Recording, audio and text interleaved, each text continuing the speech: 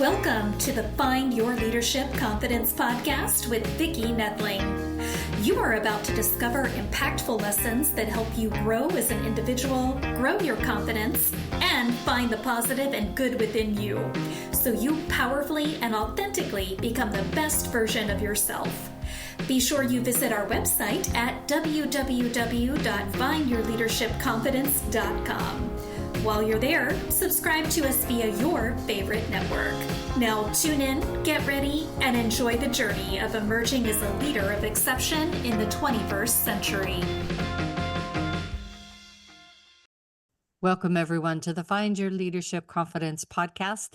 I'm your host, Vicki Noethling, coming to you from Roswell, Georgia.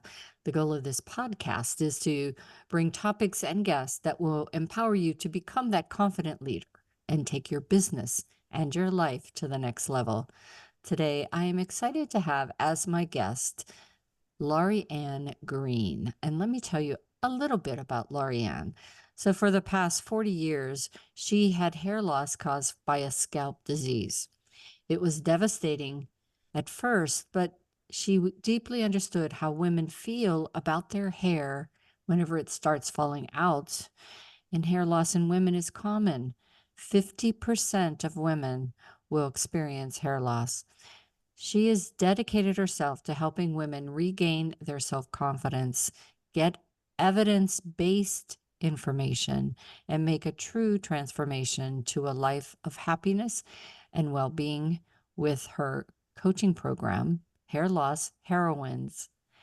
And she has a multi-published medical researcher. She is a multi-published medical researcher and has researched hair loss for decades. So we are going to get some great information and tips today. And if this is someone that is impacted by this, or you know someone, quickly go tell them to log in onto this, share it with others. So today we're going to talk about the effects of hair loss on women. And, you know, we all talk about confidence here, and it is truly one of the big things. Even people that have a bad hair day, you know, they might have great hair, but just that day it's bad. The whole day sucks. Right. And Right. it is what it is. You know, I just think that being able to do something is just that just to help you overcome some of that anxiety. So please welcome my guest, Lauriann Greene. Lauriann. It's nice to be here, Vicki. Thank you for inviting me. So happy to have you. And, you know, I have three legs to the stool that I do for coaching. I coach on public speaking, I coach on leadership, and I also am a consultant for wellness and anti-aging, or proactive aging, maybe is a better way to put it. And I think they're all tied together because, you know, people won't get on podcasts, they won't get on stages, let alone because of their fear of speaking, but because of the way they look. And that Right. impacts, as you said, the way they feel.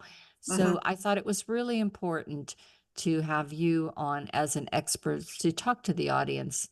As I said earlier, if they are someone that's losing their hair, if you know someone that's losing their hair or has lost a lot of hair, or if you just want to be proactive and do something now to at least lessen or prevent, if it's all possible. I mean, as we age, some things are natural. But Right. anyway, please share, first of all, where do you call home?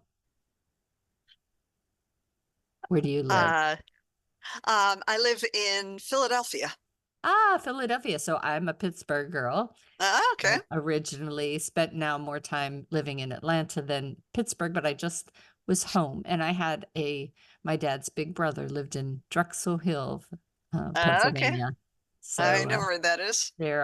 so I did spend a few times in Philadelphia in my childhood. Great. Great. Well, it's a great town to live in. Awesome. So I'm happy to be here. You know, So give us some backstory. Give us, why did you why? I know we said it was because of an illness, but but you could have just taken care of you. So why did you want to help others? Well, I was um excuse me.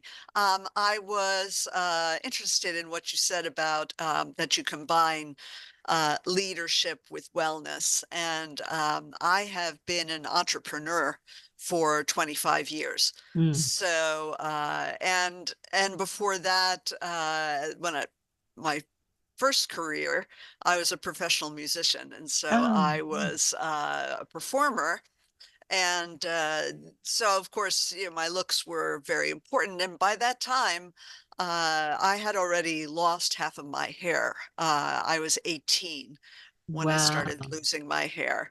So that's why it's been probably over 40 years that I've been dealing with this. And, it certainly was a huge problem at first. Uh, and it tends to be a big problem when women first realize they're losing their hair, or it becomes visible. Um, but as far as leadership, so I had three different corporations in the past 25 years. One I sold. Another one happened was during the financial crisis. Mm. So unfortunately, it was doing great, and then suddenly It was wasn't. it wasn't exactly, like many businesses. Yeah. And the third, which I built into $1 million business, but it was in yet another lifetime, I was a certified sommelier living in Oh, France. nice. And I was doing wine tours of France and Italy.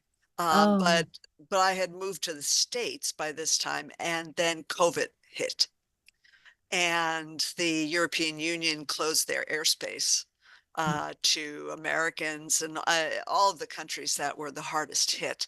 So from one day to the next, I lost that business. So had some hard knocks.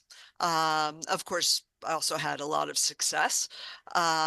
So I'm happy for that. But then it came the time to say, well, and my mother also passed away shortly after that, not from COVID, but from old age. Mhm. And so after I took a while to absorb all of that Mm. emotionally, I said, well, what's next? I'm too young, and I don't want to retire. I don't know Yeah. if I ever want to retire, frankly. Um, and uh, and I started thinking about all of the, different ways. I started looking on the internet, all the different ways that you can these days make a living Mhm. um, uh, using the internet. Since I had done, I had done the wine tour thing twice. Two of my businesses were wine tours, and uh, I've done a lot of different things in my life, and I thought, what would be a challenge? And I hit on coaching, and I liked the idea of coaching. I've done some coaching for the book that I wrote, the textbook, which was on a different medical subject. So I'm very empathetic, and I'm good with people. Mhm. And I worked in the luxury tour business for all of that time, and so I know how to give the best possible customer service and make people Yeah. feel welcome. And um, so I thought to myself, well, what do I really know the most about, and what can I be the most empathetic about? Yeah. um, and make a difference in people's lives. And it immediately came to me, Yeah. the hair loss, Yeah. because it's been my entire adult life that I've been dealing with it. And by the way, if it doesn't look like it, if it looks like I have hair, It's because you're only seeing a frontal view of me, and I just had my hair done. When I just have it done, the The everything roots is are, yeah. colored, Yeah. so including the scalp, so you can Oh. see it less, but in a week it will be very visible. Mm. So I have not that much hair left. Mm. So so I thought to myself, this is something where I can have the know, like, and trust factor, which we always talk about as Mhm. far as coaching goes, Yeah.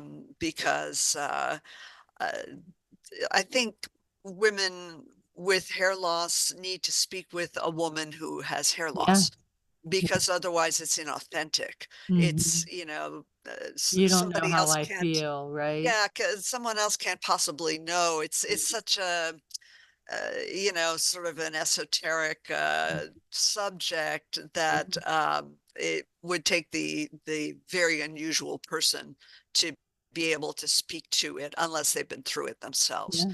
Um, and So I decided that I would concentrate on that, and I would, since I was already a medical researcher on this other subject, which was repetitive stress injuries, Mm. um, That's another that good one for us to talk about. yeah, um, that I would use my research skills. I've been uh, uh, I've been doing research on hair loss anyway for my own sake Yeah. for years and years, but I decided to, really dig into it and create a program out of it that I felt would address the different aspects of it.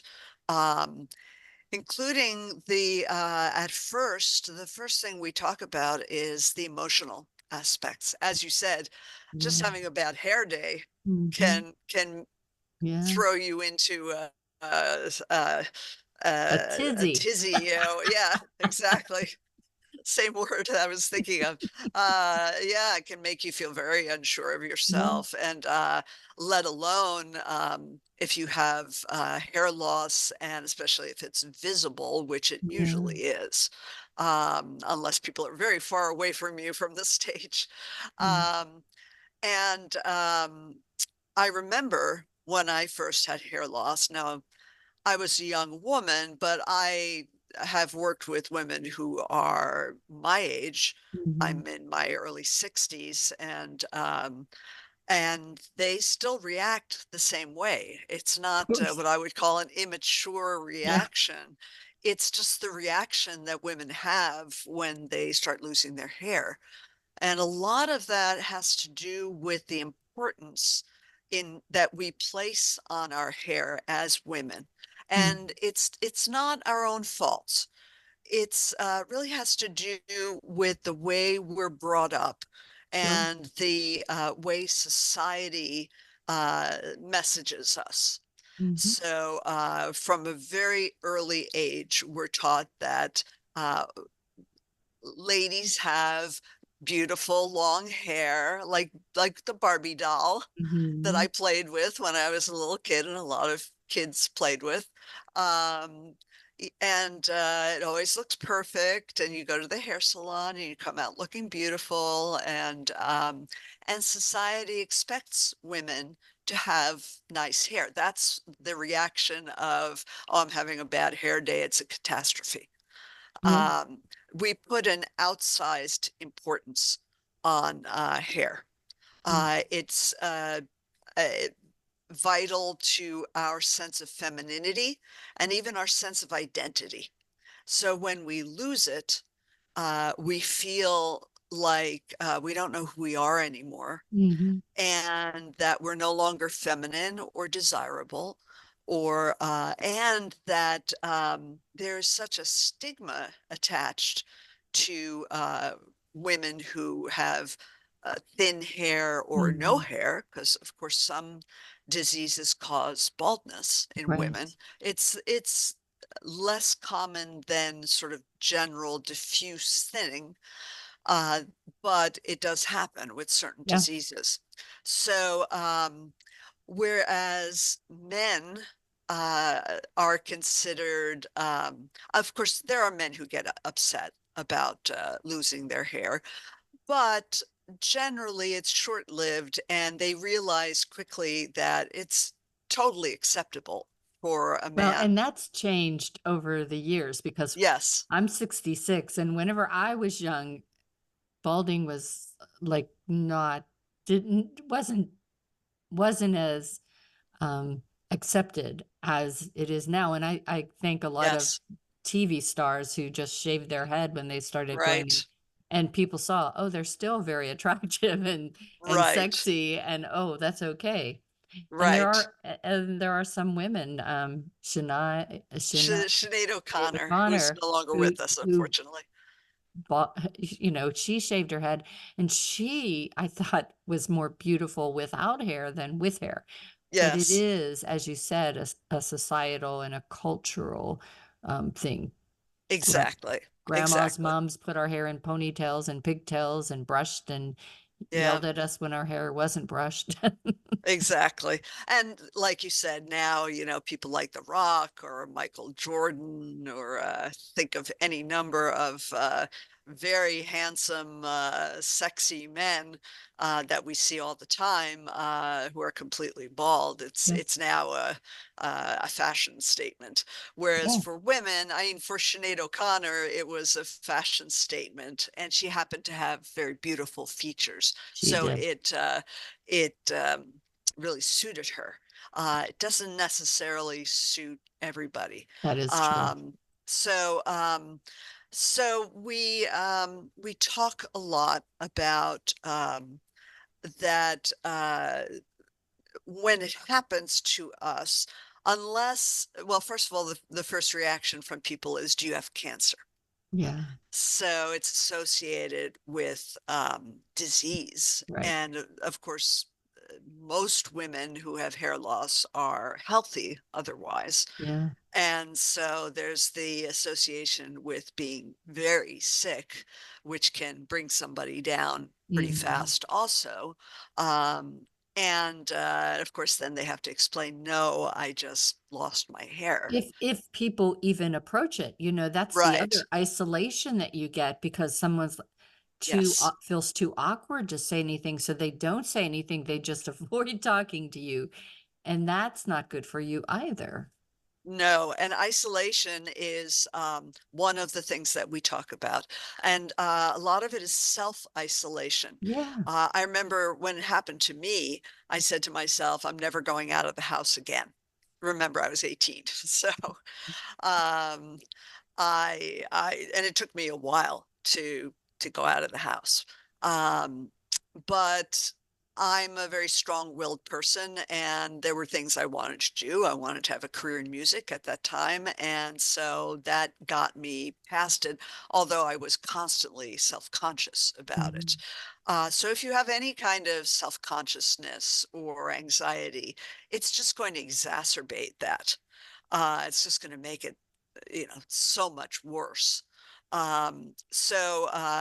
You feel isolated because you feel it's not something you can talk about because Mm, it's not accepted in society. It's very stigmatized, and because you tend to isolate yourself.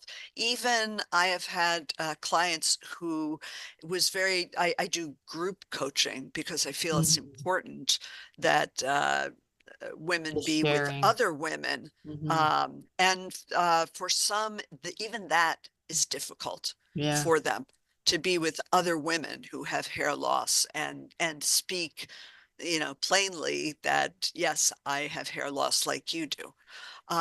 So there's a number of things that happen. The loss of identity. You look at yourself in the mirror, you don't recognize yourself. Um, and that's a very deep psychological wound Mm, that needs to we need to get past that. So I give mhm. women two things. I give them a self-care ritual because a lot of these women they get into kind of a whirlwind of emotions, which includes obsessive worry. Is it going to get worse? Am I going to go bald? It includes beating themselves up because, oh, I must have done something that made this happen. Yeah. And then all of the feelings of loss of self-esteem, loss of confidence, and there's so much in a whirlwind that they need to calm that down Mhm. and get grounded. I know that word Mm. is tossed around a lot, but they in this case it's very appropriate. And I Mm. use a combination of techniques, including mindfulness-based stress reduction, which is an evidence-based um, Mhm. uh, um, technique. Solution. Yeah. So, and then we talk about all of the different aspects, and I give them a bunch of challenges. I don't like to use the word homework, Mhm. because of course nobody likes that when they're a kid, Right. and it sounds like you're back in school. So I give them challenges, including one of them is as simple as looking at yourself in the mirror and saying to your reflection, I see, if it were me, I see Lauriann, and saying it 10 times to Mhm. yourself. And believe it or not, people have a great deal of trouble with that. Doing that. Yeah. Wow. So you were just talking about evidence-based solutions, and there are so many products out. You and I can talk a little bit later about some of the things that I have in my wellness that has helped me. But I Mhm. want you, since you've done the research, to share just what are some of the products that are available out there and which ones work and which ones don't. Well, you may be surprised by the answer, and you may not be pleased with it. Um, there are about 12 different medications that have been proven to stop, for not for everybody, but for many people, to stop the shedding of the hair and possibly to regrow hair. There's a brand new one that came out. It's the first time in 20 years that a new medication came out. So even as far as medications go, there are very few that they have found over Mhm. the past 50 or 60 years that they've been looking at this that work. Um, the problem with the things that are out there, well, there's a couple of problems. Um, One is that it gives people the impression that they can treat themselves, which is uh, not a good idea. Hair loss is a symptom or a sign. It's not a cosmetic condition. It's a medical condition. Um, if your hair is unruly or it's dry or whatever, that's a cosmetic thing. But if it's actually falling out, it's a medical problem. And it can be, and often is, a sign that something else is going on in your body. Either you have a vitamin or mineral deficiency, you may have a disease, something like in younger women, polycystic ovarian disease. It can be a sign of thyroid issues. It can be a sign of any number of medical conditions. And sometimes what it takes to make it better is to treat the underlying condition. So at the very least, you need to see a doctor and get, hopefully a doctor who's a dermatologist who specializes in hair loss, to get a blood panel taken, and they will do specific tests. If you're low in vitamin D, if you're anemic, if you're low in zinc, or iron, these things also can cause hair loss. So it's actually in your best interest. You may not need any product at all. You may need a medical treatment, and then, it usually takes 3 to 12 months on average for your hair to come back. But that may take care of the whole thing.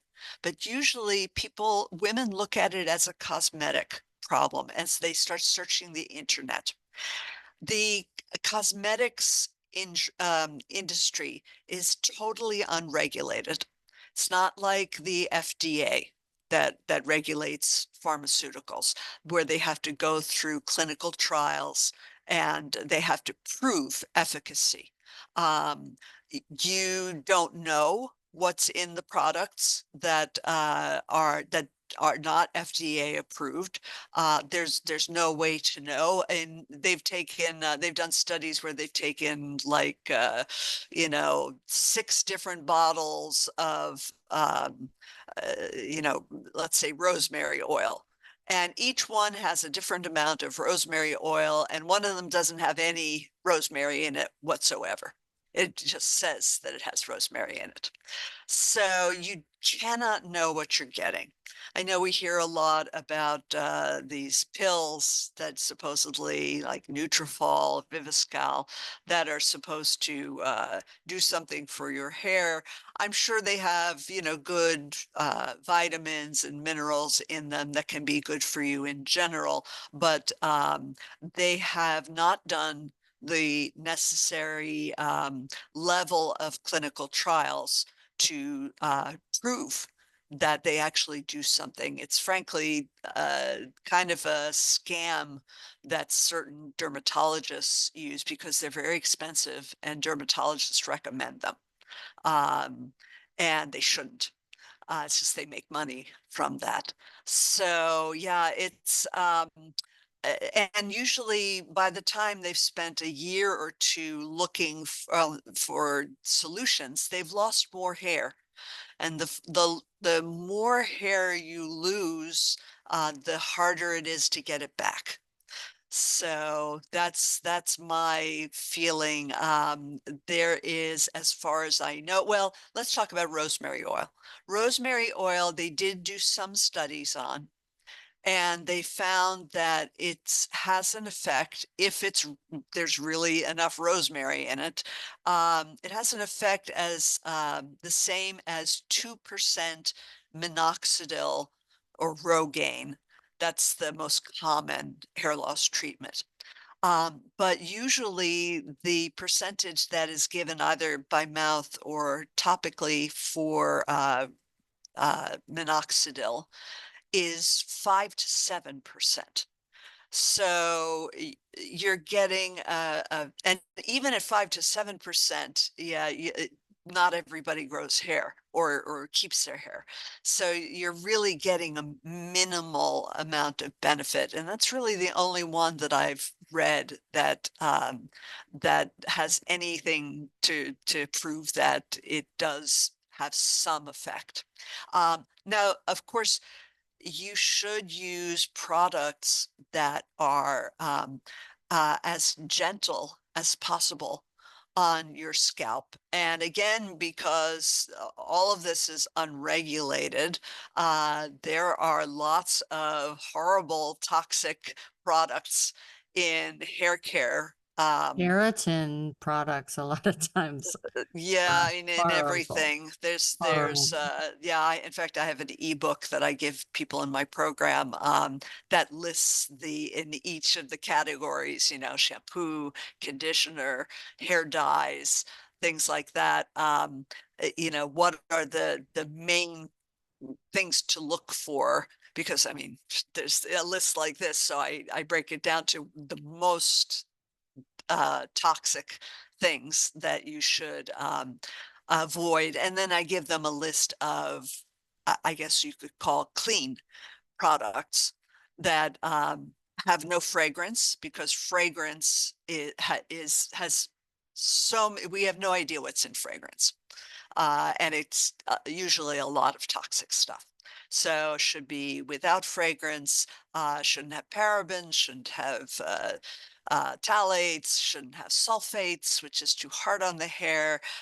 Many, many, many things that they shouldn't have. So that is part of the what I talk to them about. And then there's just the different things that people do with their hair, like wearing it back in a very tight bun every day, or any kind of tight hairdo that's where you're pulling at your hair. You can actually pull it out. Yeah, And if we could just stay there for a minute, because I have a yeah, lot of friends that are Black women, and yes, they suffer hair loss because a lot of them eh, wear wigs, and they pull their natural hair back, or they do the braiding and things. So, right. what That has your research found there? it's not that they wearing a wig is fine. It's that they wear weaves where they put it in cornrows and then they sort of sew it into the cornrows.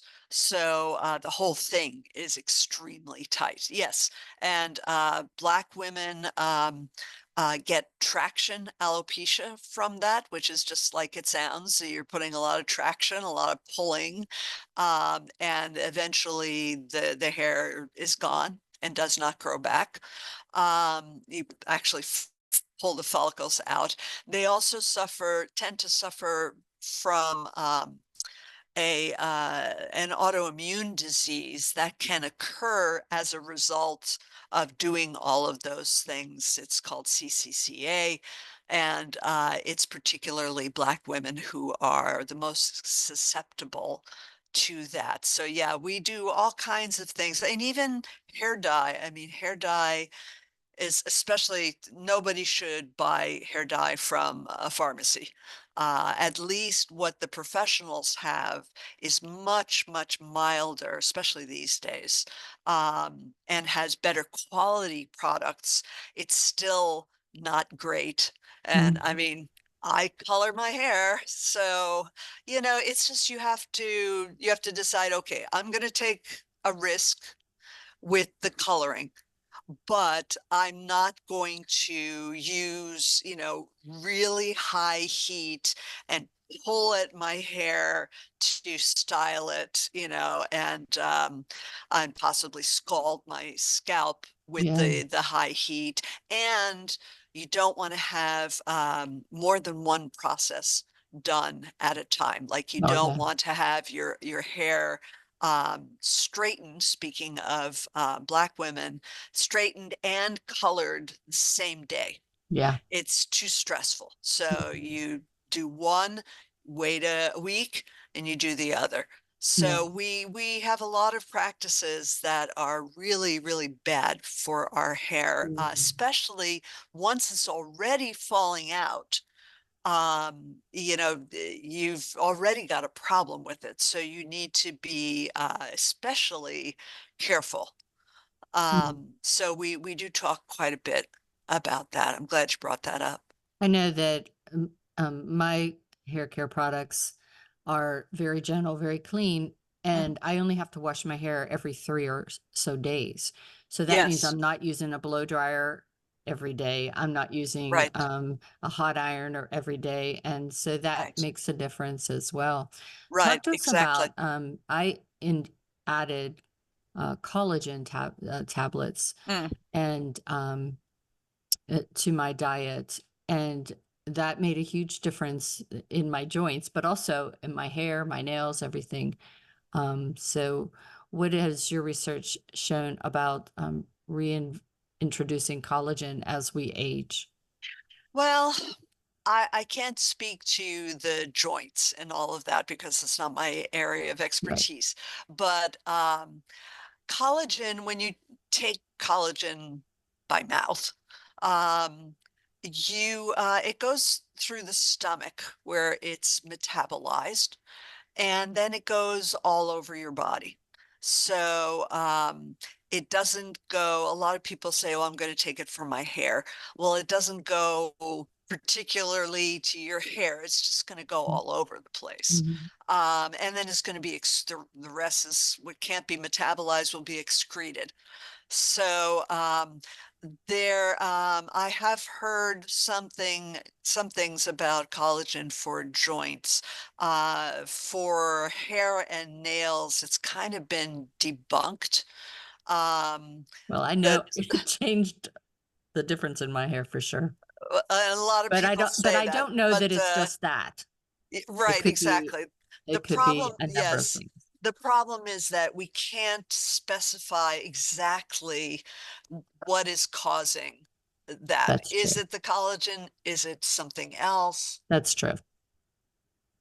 It's kind of Of like course, whenever we talk about marketing and advertising.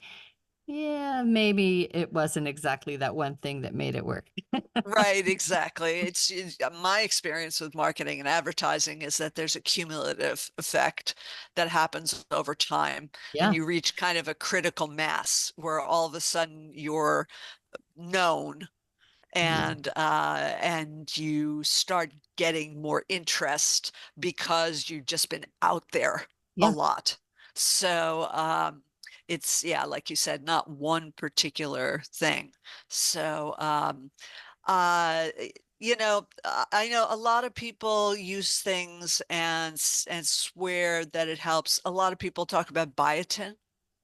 Um, Biotin is something, it's a vitamin that is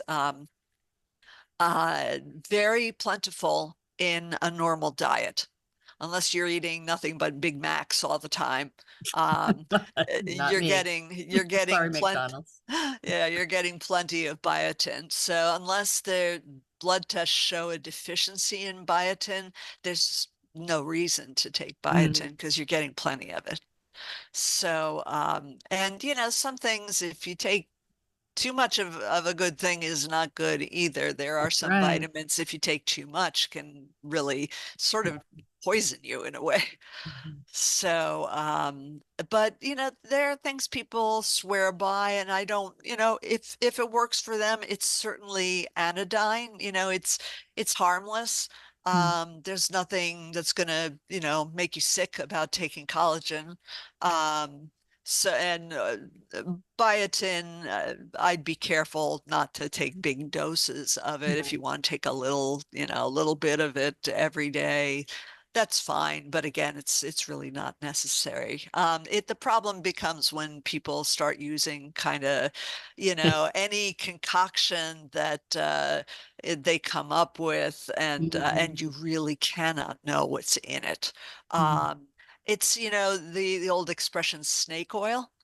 Yes. Yeah, snake oil was exactly a product that was meant to be put on the scalp to grow hair. So that was its purpose. Of course, they said that it, did all kinds of other things for you, but much of what is out there is snake oil. In other Wow. words, it's worthless, and you Mhm. have no idea what's in it. And remember that you can, not with collagen, but you can have an allergy to, Yeah. certain herbs. Just because Yeah. something's natural doesn't mean that it will agree with you. I've known people who've gotten gastritis from taking herbs, or had an allergic reaction to them. Mhm. So everything has side effects. Yeah. Everything you put in your mouth, including food. I mean, usually food hopefully has good side effects, if it's good food. So, yeah. So time's zooming by. Before we close out and share my screen, I wanted to talk. You have some pillars of in your coaching program. So what are your pillars of your coaching program? Well, the first is what I call the emotional toolbox. It's to Mm, give people the tools to get out of that whirlwind of emotion, get grounded, learn self-care, and apply that self-care because they are extremely stressed, and actually stress is another cause of hair loss. Yes, it is. So the second pillar is what I call your personal roadmap. And that is once you have, calmed down, for lack of a better word, that you're calmer about what has happened to you, then you can be ready to make a shift and a mindset shift to taking action. And that's where we talk about who are the right doctors. I give them resources so they can find the right doctor, because there are many foundations that have find a doctor resources. And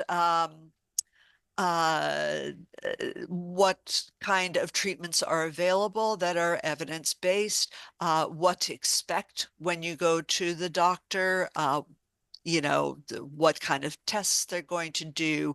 I also include in that how to deal with it. Well, we talk about the hair care, which is very important. And then they get an ebook about dealing with doctors, which is not always so easy, and especially advocating for themselves with the doctor, and another one on the toxic chemicals and how to avoid them in hair care. And then we have a wig expert who comes in and talks to the group. And a lot of women are afraid of wearing wigs because they think it will be very obvious, and they don't realize that the wigs of today are imperceptible. There are many, many women who you see walking around that you don't realize are wearing wigs. They're really wonderful these days. I was just watching the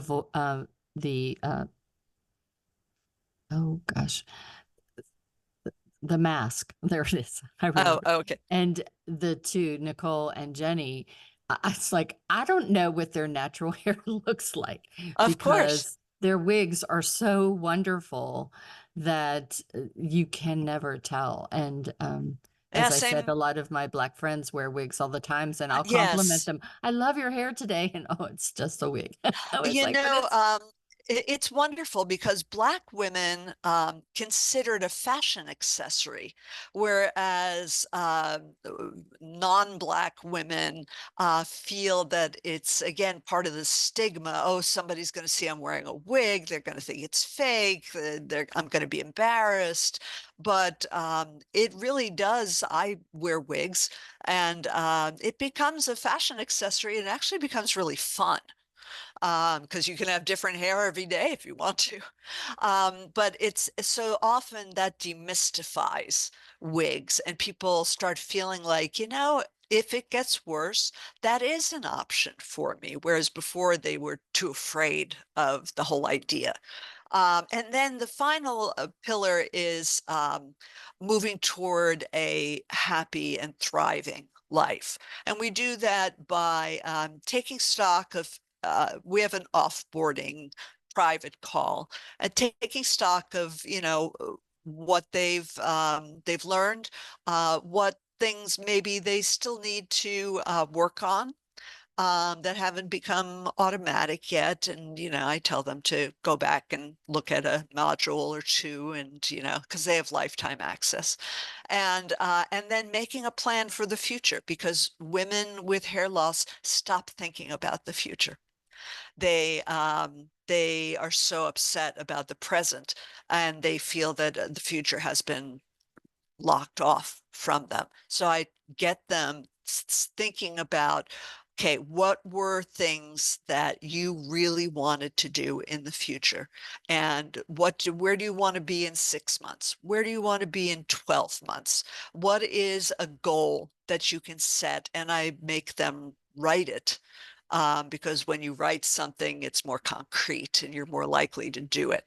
So they leave with a personalized plan and thinking about, I'm going to a happy, future where I'm thriving is absolutely open to me. There's no reason that I can't have a happy life with hair loss. I have had a happy and successful life with hair loss for 40 years.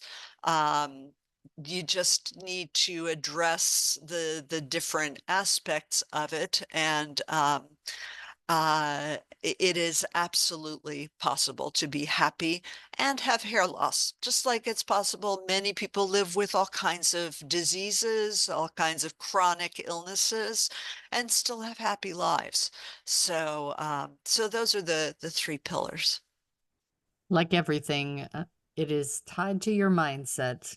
Absolutely. And I always say confidence comes from courage, and the courage Mm, to just know and accept you as you are. And, you know, if you need to don a wig, we got some great ones out there. exactly. In fact, that's why I call it hair loss heroines, Yeah. because I feel it's something that does take courage to really look at and make your way through it. And if you know, get to the other side, um, I want to recognize that courage by saying you're a heroine, and you're a heroine to other women who maybe are not as far along as you are. So that's the whole reason for heroines. Well, if you all feel that this is something that you need to learn more about how to connect with Lauriann, you can go ahead and go to, as she said, her website is Hair Loss Heroines. That's HAIRLOSSHEROINES.com, hairlossheroines.com. And LinkedIn and Facebook, you can find her. On LinkedIn, she is Lauriann Greene. And just note that Lauriann is Lauriann. Yes. Green is Greene. So make Yes, note of just to be those two difficult. things. She just is making fun. They make it a little tougher for everyone, but that's okay. Lauriann Greene with the E on the end, no E in the Lauriann. Yes. Blame my parents. I know. And Facebook, Hair Loss Heroines. I'm going to turn it over to Lauriann to tell you a few things that you'll find on her website and talk about that free training that she mentioned. Go ahead, Lauriann. Yes. On my website, of course, I talk about our signature program, which is the Hair Loss Heroines 3-month coaching program, which comes with course modules and weekly coaching sessions and 2 private sessions, and the Facebook group, which is a private group where you can chat with lots of other women who are also experiencing hair loss, and a number of bonuses and ebooks and resources. And it's a very full program. And at the moment, we're offering a free training that I really recommend you take advantage of. And that is at hairlossheroines.com/free-training. And I think that will answer some questions for you, tell you more about how I work, and give you an opportunity also to book a call with me so we can, it's a very low key call so that I can know what's happening with you, talk to you about it, talk about how I might be able to help. Well, Lauriann, it's just been great having you here. I'm so happy that you could share your research and your experiences and maybe give a little bit of hope for those out there that are stressing over the fact that they are losing hair or they have lost it and they lost hope, that's showing them that there is a way to come back from that. Absolutely. You can lead a happy life with hair or without. Awesome. All right. So as always, I remind everyone that life is a journey and it's up to you to enjoy the ride. This is Vicki Noethling signing off. Thank Thank you for tuning into the Find Your Leadership Confidence podcast with Vicki Noethling, where we share impactful lessons that help you grow as an individual, grow your confidence, and find the positive and good within you so you powerfully and authentically become the best version of yourself. Remember to visit our website at www.findyourleadershipconfidence.com and enjoy even more great episodes like this one. Again, while you're here, subscribe to us via your favorite network.